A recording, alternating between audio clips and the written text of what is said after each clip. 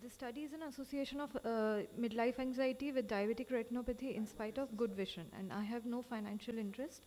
So what we know is oxidative stress and chronic inflammation are both involved in the pathophysiology of diabetic retinopathy as well as anxiety. DR, due to its chronicity, also leads to physical and psychological stress, which causes anxiety. And most of these studies are centered around the elderly patients and those with poor vision.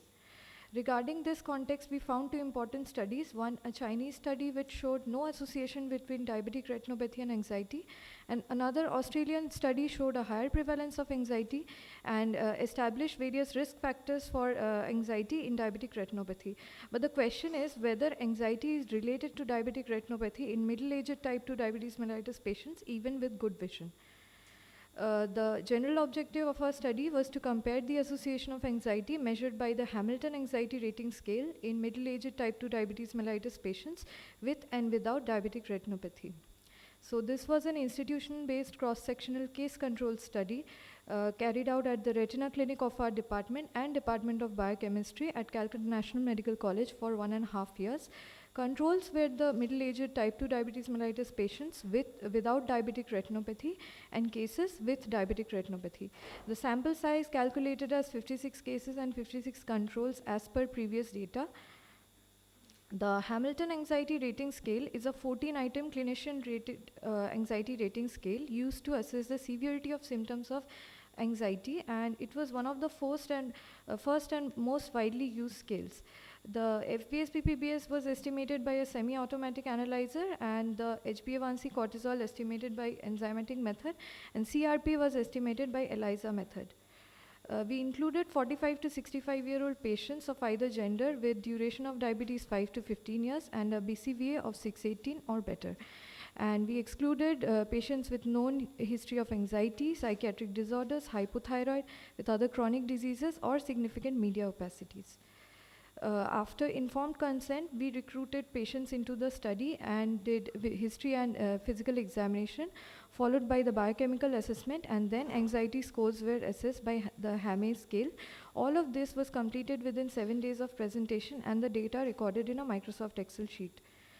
So we saw that the age of the patients were matched, and we saw that the glycosylated hemoglobin was significantly higher in cases as compared to controls. Within cases, advanced DR cases were found to have higher glycosylated hemoglobin. The serum cortisol values taken at 4 p.m. were found to be higher in cases as compared to control, and this was statistically significant. The CRP levels were also found to be higher in cases, and when within cases when compared between the grades of diabetic retinopathy, advanced DR showed higher CRP values.